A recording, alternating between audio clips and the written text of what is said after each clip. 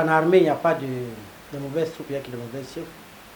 Ceux qui sont autant bloqués, il y a le président exécutif. On a réunion le conseil des ministres chaque vendredi. Ça n'allait pas pourquoi. C'est que lui n'a pas défaillant.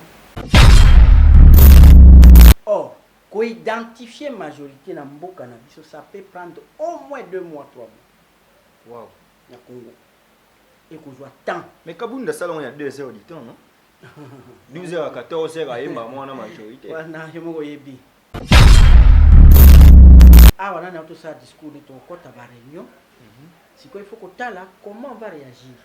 Mais seulement, je vous dis qu'il y a outil sous le que j'étais sous l'eau dans l'huile parce que. Il y a une crise, ça. Et à quel moment tu as ma crise? Affaire.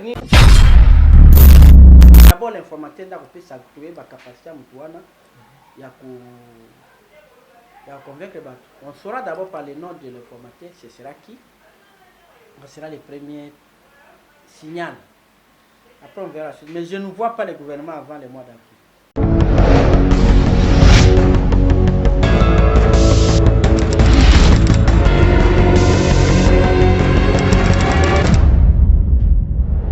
Voilà, tous les sengo weba vous belé bino ba banso ozuli ba kumalamu ya kolanda biso na nzela ya Vision Plus télévision lelo tous les sengo bomoni toza dimanche lelo na yambi maître Joé Ngoto oyo azali porte-parole ya MLC ya ville de Kinshasa, azali président ya parlement de la jeunesse du mouvement de libération du Congo, azali vice-président interfédéral chargé ya question idéologique ya parti awa na Kinshasa. Donc bomoni kaza au cadre naye to solo la pena mama mboka to kota pe na discours po to ba position na bango surtout bemba la gros poisson liboso oyo akendaka consultation.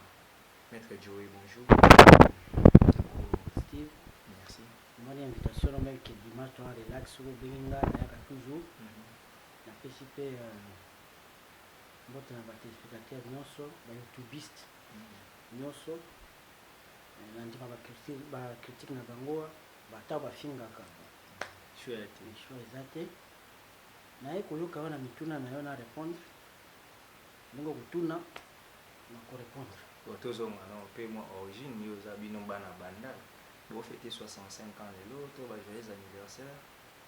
Oui, joyeux anniversaire bien que dans le cadre de la Covid. Banda le bimisa batubele. Banda tuwenga moza capitale à Kinshasa. Parce que awa tubimisa wenge tumisa batubele. Awa côté culture vraiment il y a pas même côté bal tout ça les stars et beta bal ba jouer belé ba Gladys Bokese ba Mero ba tubele ba libima na bandal. Malheureusement na moni na commune ba porter penza événement route peut-être que après ba makambo yo pour fêter en na commune. Voilà. To yebisaki bino bandeko balandi ya Vision Plus que toza wana tozolanda discours ensemble na invité na biso et nous voici après les discours tozongi siko to mekasiko ko analyser sous mon mukie après ces discours tenus par le chef de l'État congolais Félix Antoine Tshisekedi Tshilombo. Maître Joé, président de la République a bêti le solo ya Kisalume Banda. Donc après 2 ans, on va comprendre que le gouvernement et la coalition et permettre que Mboke Tambola to congolais alongo wana moi pas si oyo bazaki ko kanisa la vision chef de l'État. Et ça yo quand même plaisir comment na ke musala ce que bandi. Bon en armée il n'y a pas de mauvaises troupes, il y a que de mauvaises chefs. Ceux qui sont au Tambola, il y a le président exécutif. On a ça réunion le conseil des ministres chaque vendredi. Ça n'allait pas pourquoi. C'est que lui n'a pas défaillant. Heureusement, il est imbécile de raté. Il a compris que ça n'allait pas. Il a eu une décision en juin. Mais d'abord, il faut reconnaître que lui-même a été défaillant. Parce qu'il tenait le conseil des ministres chaque vendredi. Mais c'est voyé dans un blocage où peut-être les bloqué président. Alors, bien sûr, français. Pour le respect de la constitution, dont moi-même je suis le croyant. À ce moment, moi, je sais qu'il est un chef. Le discours de la politique attend que nous tenir en bien. C'est lui le chef. Donc, c'est pas au moins un discours sur le plan politique. Bon, dans d'autres cas, la fin de l'année, ce n'est pas un bon cadeau à la population. Je m'explique. D'abord, alors bien qu'on nomme informateur, on nomme camp. Pour ce qu'on nomme Sikoyo, on a commis qu'on expédier affaires courantes. Donc, à aucun de défendre le budget. Qu'est-ce qui va se passer? Or, Identifier majorité na mboka na biso, ça peut prendre au moins 2 mois, 3 mois. Wow. Na Congo. Et qu'on voit tant. Mais Kabunda salon il y a 2 heures du temps, non? 12 heures à 14 heures, il y a une majorité. Voilà, je me dis. Et qu'on voit tant. Pendant ce temps, pays sans budget, pays sans premier ministre, et là qu'on est créé. Donc c'est une nomination informateur pour normalement nos nomination informateur on va bien pour ça la pour nanga na biki et ça le mandat de législative il y a créé bien ça la sikoyo tu appelles ça article mo disposition article on est zalaka mais pour ça là on a début na loi ni ko kalelo ka bat ko na règlement intérieur ya assemblée c'est possible s'identifier ndengwana ezati na faire législative bakala ngo cour constitutionnelle paix à loi qui est conforme. On va voir ce qui va se passer. Tu continues à bataille juridique. Il y a jeté. Moi, ce qui me fait mal, c'est que passer tant d'abus dans la juridisme, la crise politique, c'est l'essentiel. Notamment au nommé, si on est dans le ça veut dire que par le gouvernement, on doit expédier l'affaire courante. Donc, beaucoup signer les soutiens, mais qui viendra défendre le budget? Qui? J'espère que juste après, le conseiller qui Kabango, qui. Attends janvier.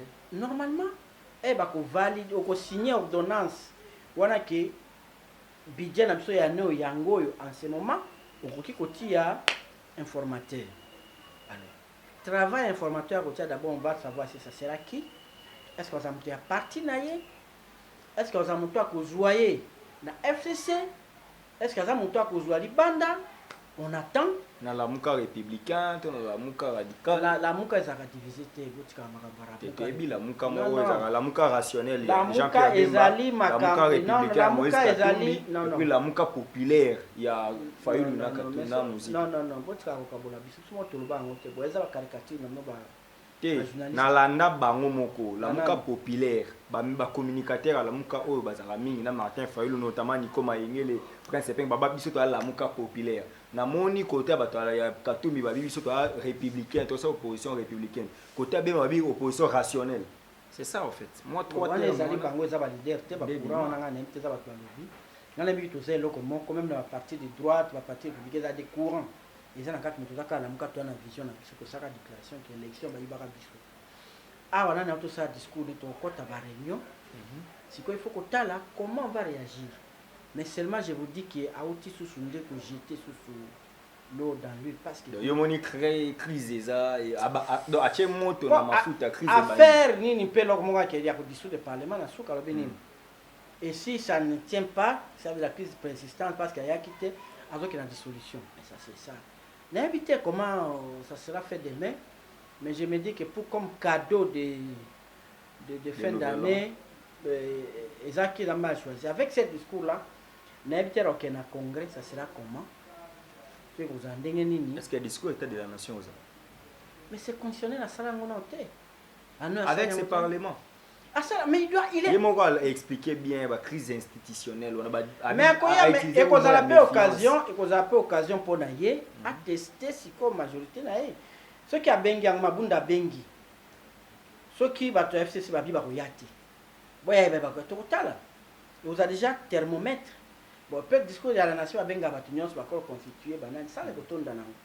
On va voir s'il a la majorité, si c'est comment, mais moi je crois que le pays n'a pas besoin de ça. Parce que le problème dans Zonga, ils ont mis un dialogue.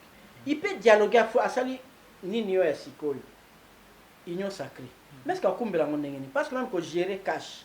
Depuis que ça a accord na bango ya Nairobi, il y a ça a réunion mon côté. Non, on a communiqué, on soutient sortant du cash. Le président de la région m'a pas dit. Nous sommes en communiqué parce que la réunion a un écran, que INCIDPS, na ba parti mususu ba tumona ba kitengeyezu ba sali réunion à cash. Ndenge biso la munga to sala ba sali déclaration pe ba sala structure na bango boso yoka bomona déjà ba serenisaka te ba sakanite bon oya ko sala union sacrée maintenant là avec des gens qui viennent avec leurs caprices na tiki kabila parce que nazaka na gouvernement na membre moka gouvernement so ina ko te pa na yo pesanga 3 okuna na tiki kabila na ye nazalaki na vice ministère ani faut maintenir nga wana comme ministre national o penga soki mpe Moïse nazolinga malamuka bafinga nga mela ndimi koyepa na opesanga bout avec ces exigences là les gérer. Moi je crois que ça sera encore pire ninga zalaka na FCC moko. Je suis pas un prophète de malheur, mais je nous connais comme politiciens congolais. Je vous dis que ça sera encore grave. Nous sommes partis jusqu'au mois d'avril, le gouvernement ne sortira pas. Je vous dis, jusqu'au mois d'avril, le gouvernement ne sortira pas. Mais quel sera les quotidiens du peuple congolais? Beaucoup souffrir, parce que tu auras comme la légèreté, tu vas souffrir. Parce que là maintenant, tu l'élection, on n'a même pas parlé. Ouais. Dans les élections, c'est dans les oubliettes. Non, tu n'as même pas. Tu n'as même pas budget, tu n'as niveau. Là, tu vas député, c'est quoi? Comme ça, qui vient, on va sur la commission. Donc, c'est le 31 juin, et pardon. Le 31 décembre. Décembre, tout ça, loi comme le 31, vous votez budget, le président a promulgué les Nini, il y a l'année passée. On est à 15 milliards.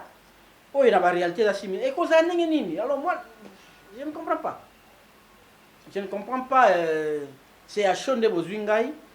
On essaie de voir, mais en tout cas, côté wana azu pena ni réfléchir à ça le populisme à l'andi nzela ningi lobaki il faudra lobaki na yoki bino mais pour l'instant na keno ko réfléchir na tikinano gouvernement ici là je viendrai na message nanga fin de l'année gouvernement ngo ça malama comme na fin de l'année assez message na fin de l'année yena la kakibino to bandane.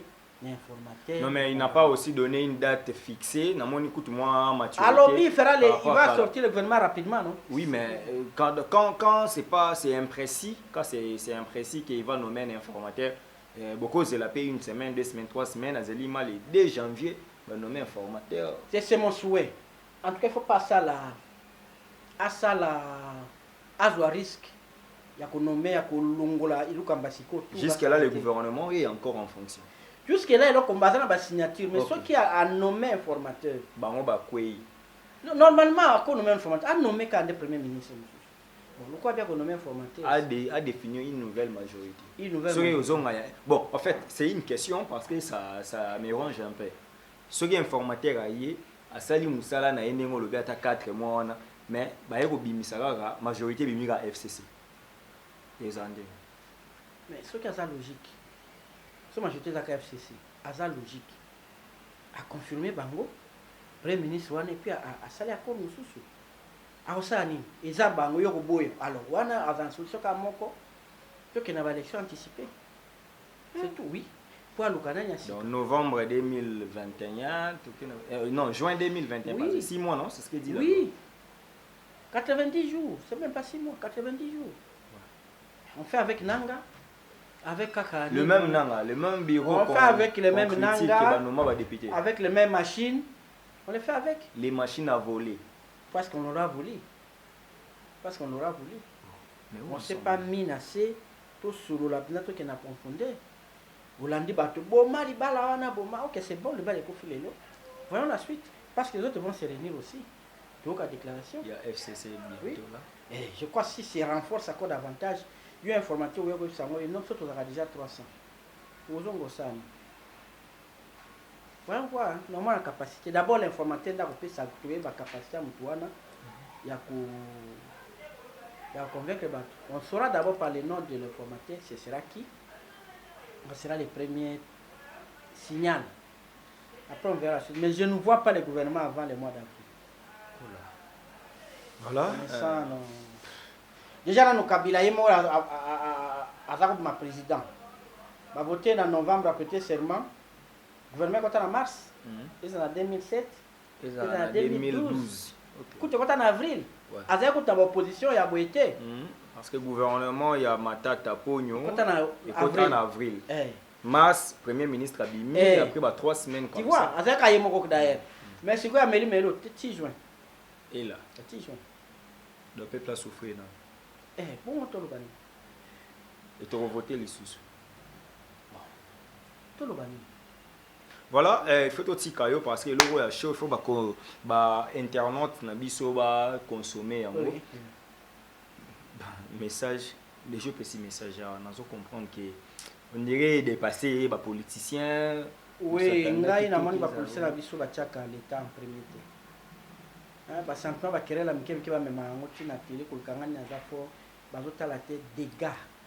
Non, mais lui aussi, il se plaint quand même que moi, méfiant, c'est là qui n'a pas d'institution, mais non respecté. Non, papa. Il a suspendu à Longola, vice-premier ministre.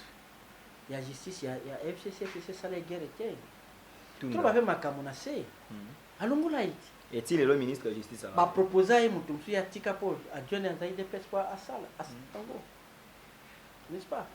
Mais finalement, on dit qu'il y a un principe. Quand tu as la majorité, tu dictes ta loi. Quand tu es minoritaire, tu coopères. Obama, deuxième mandat, Nazaraki, Nazaraki minorité, il a négocié, il a coopéré. Mais c'est ça le principe politique. Quand il y a la mission que vous coopérez au Bengi élection anticipée, il a le pouvoir en tant que président. Puisque tout le monde n'a pas parlé, élection anticipée, il peut le faire.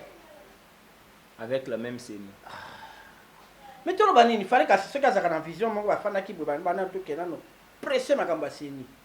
Le silici, c'est avec ma gamne, mais ce que comme il melo. Voilà, tout Nasuka. Nasuka total avenir, mais moi j'ai un peu peur. Pour l'avenir en Boka, je commence à comprendre le mal.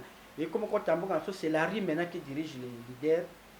Et comme il m'appelle. Non, mais ça a été toujours la base. Non, qui a dirigé l'UDPS depuis la nuit. Un leader, c'est quelqu'un qui vous a dit aujourd'hui que Miro est jaune, il est jaune, qui blanc ivoire, peut convaincre le Bolandi.